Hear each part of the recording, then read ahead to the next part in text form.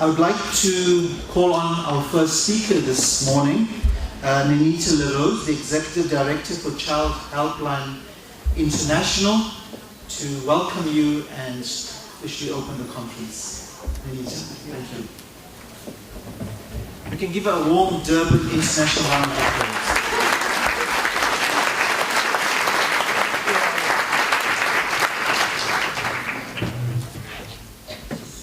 Distinguished guests, dear friends, and dear boys and girls over there, a very good morning. And I would like to say Sawubona. And this morning I was thinking, I thought, I wish I could say good morning and hello in every language you're speaking. But at this age, I don't think it's doable. Luckily, we have translators in the back, so I hope you can all understand and hear what I'm going to say. I would like to extend a very, very warm welcome to the Deputy Mayor of Durban, Ms. Mvusa Shabalala, and the Deputy Chair of Childline South Africa, Reverend Jafta. Thank you for being here. But most of all, I'm very happy and a warm welcome to Ulrika. She is from the Northlands Girls High School, and Silunati from the Glenmore Primary School.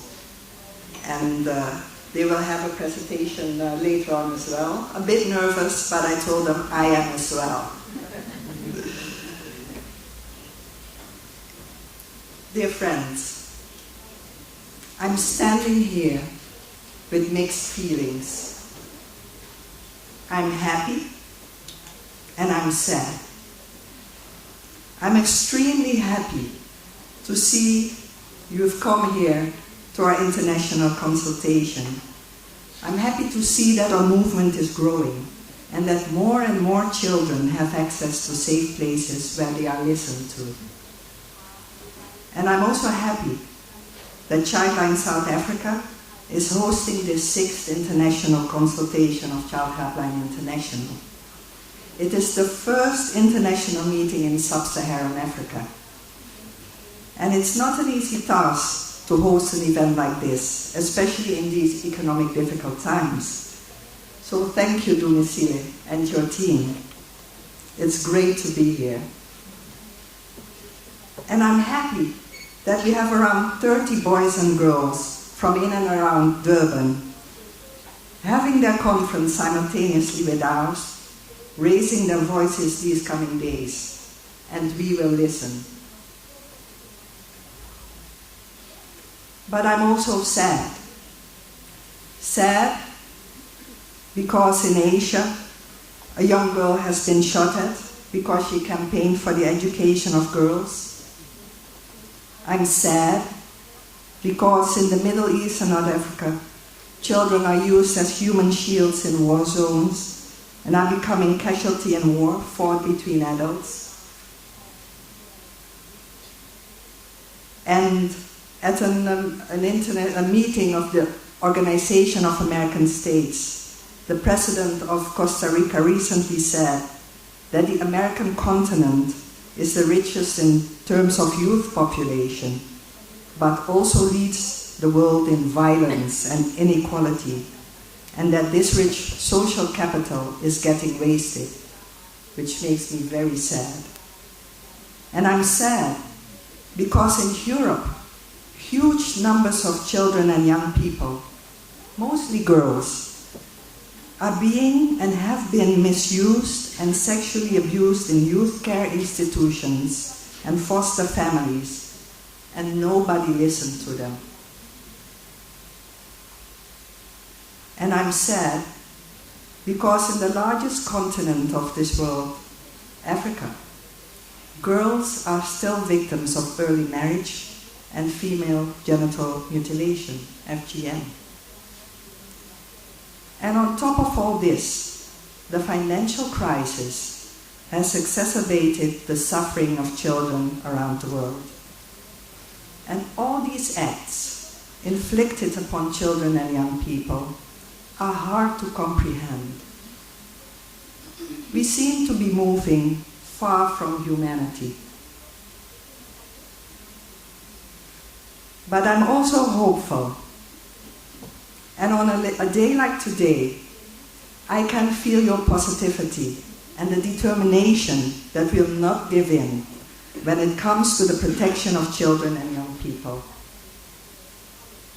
And as the central theme of this meeting is strengthening child protection systems, I can see that fortunately, the importance of strengthening child protection systems is becoming more and more recognized by the international society. In May this year, there was a very successful international conference on child protection systems strengthening in sub-Saharan Africa.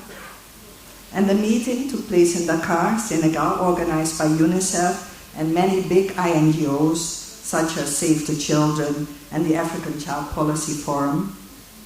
And the discussion was about practices, lessons learned, and the way forward. It was about having a more systems-based, holistic approach when it comes to child protection, and that child protection system strengthening needs to be on the political agenda. And CHI was also invited to share its child helplines experiences. Child helplines as an important tool in child protection. And we talked about our evidence-based advocacy, which we do with your valuable data. And we talked about the importance of the participation of children and young people.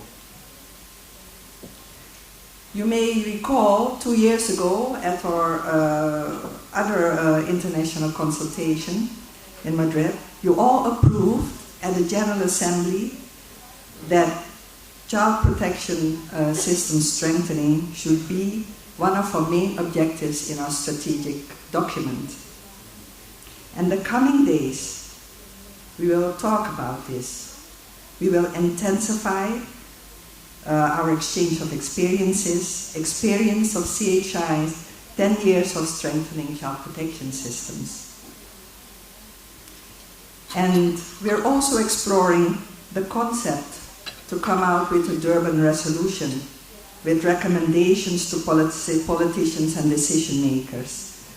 And after the speeches, a few of our board members will explain a bit more about that, and we would love to get your input the coming days, this afternoon in the marketplace. Do you still hear me? Yes? So we're looking forward to your input. As you all know, in 2 years' time, the results and follow-up of the Millennium Development Goals will be presented, and discussions are now about having a follow-up in the form of Sustainable Development Goals. And I think there is an urgent need to ensure that goals are included to explicitly serve children and young people. I think that we should be on top of that. Tomorrow, we will have our preliminary brainstorm about envisioning CHI future. We will have it in the regional spaces, but also with our stakeholders and partners. And now is the time to look at the future and think about future developments. No matter how the discussions go and what the thoughts are, one thing is certain. This future includes children and young people. The UN Secretary General Ban Ki-moon, in a message to mark the International Youth Day, which falls on August the 12th, said, and I quote, "Today's generation of youth, the largest the world has ever known, and the vast majority of whom living in developing countries, has unprecedented potential to advance the well-being of the entire human family." End of quote. So let us use and not waste our social capital. And it goes without saying that we should be working together, guiding our next generation.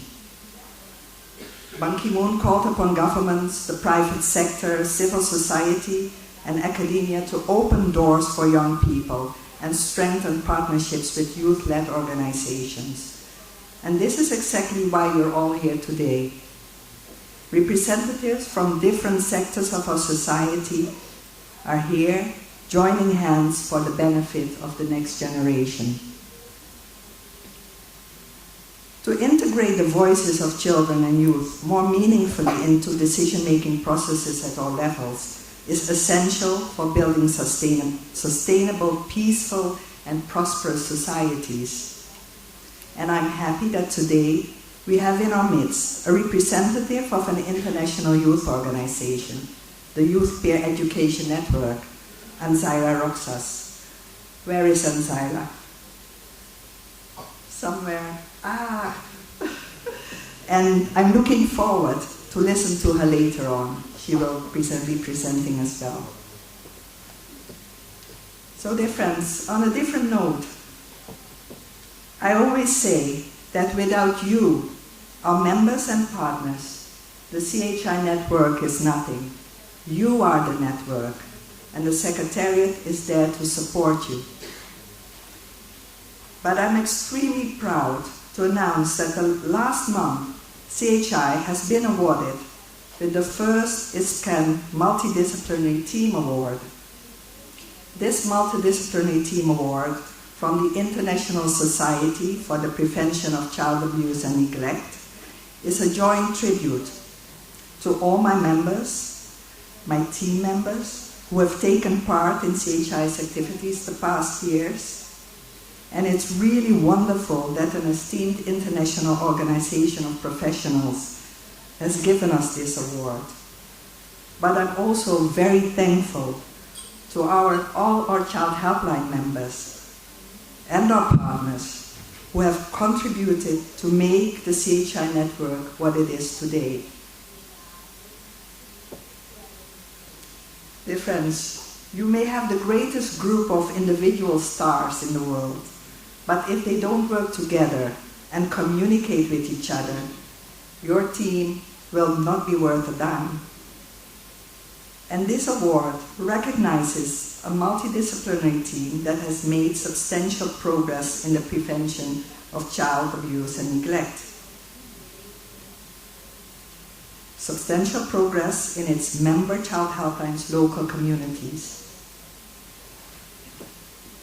Nowadays, we all live in multicultural societies. Societies where a multidisciplinary approach or a holistic approach is the key to success. And since its inception in 2003, CHI has worked to achieve a kind of happy marriage between multiculturalism and the multidisciplinary team approach. And I believe that cultural approaches should be included in our work to bridge possible gaps and to create harmony. Our work is on the intersection of knowledge and culture, whereby technology is used as a tool in the exchange of knowledge. Our work is all about people, people for people. Human beings respecting and supporting other human beings, and in our case, children and young people. Briefly, for our newcomers, because I see many familiar faces, but I'm also happy to see many new faces, I would like to say that CHI's mission is to respond to children in need of care and protection and voice their concerns to policy and decision makers. And at the same time, CHI envisions a world where technology allows children to be heard and through their voices shape the world and realize their rights. And the work of the CHI team is grounded in a firm belief in the rights of children as explicitly laid out in internationally recognized and binding documents, such as the United Nations Convention on the Rights of the Child, the African Charter on the Rights and Welfare of the Child, and the Charter of Fundamental Rights of the European Union. CHI is a network of child helplines that was created, as I said, in 2003 as a help desk and a platform, a network to provide crucial capacity support to member helplines around the world and to advocate for the protection of child rights. And over the years, this network has grown exponentially. In 2003, we began with 49 members, and today we have 167 member helplines, and they are operational in 136 countries. Yes.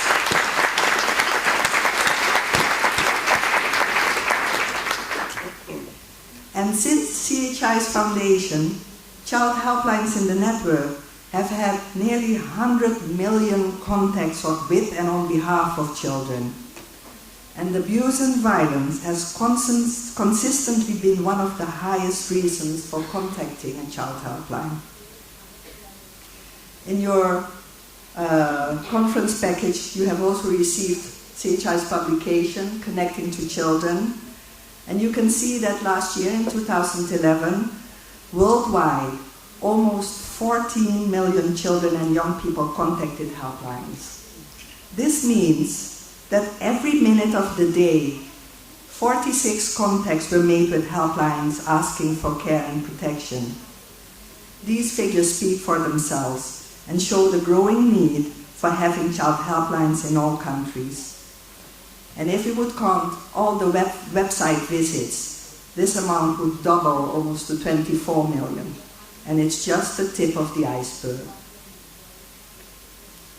So, ladies and gentlemen, this international consultation also marks the launch of the 10th anniversary of CHI, which we will be celebrating throughout 2013. And with this wealth of information, your data, the reasons why children call and contact the helplines, and with the help of academic research, we will organize our 10th anniversary regional policy dialogues next year. And we will have a special 10th anniversary publication, regional publication, with all of the data we have collected over the years. With your data, CHI approaches governments, telecom regulators and operators, UN agencies, and other child protection networks to advocate for the recognition of child helplines as key tools towards child protection. The UN Secretary General's Special Representative on Violence Against Children, Ms. Marta Santos Pais, in her report to the UN General Assembly last year in 2011, recommended setting up of child helplines in every country as a means to protect children from abuse and violence. These are tangible contributions to strengthen child protection systems. But it's not enough. Child helplines need the support of governments to remain operational, as their services are closely linked to child protection policies and practices of their respective nations. And we believe that together we are all stronger and better equipped to help children become resilient enough to confront and solve their problems. Together we can make a real difference. To conclude, I hope these 3 days will meet your expectations about strengthening child protection systems. Our keynote speakers and the speakers in the thematic breakout sessions, your contributions, and the feedback we will be receiving from the children will definitely contribute to the success of the 6th International Consultation of Child Helplines. So, I had reasons and have reasons for sadness, but fortunately, also reasons for hope. And with you all gathered here, almost as an international family, well, we are a family. There's reason to believe there is a strong determination to protect the rights of children. The rights of children all over the world, from the largest cities to the tiniest villages. So, I'm looking forward to these 3 days, very much so, and I hope you do too. Thank you very much.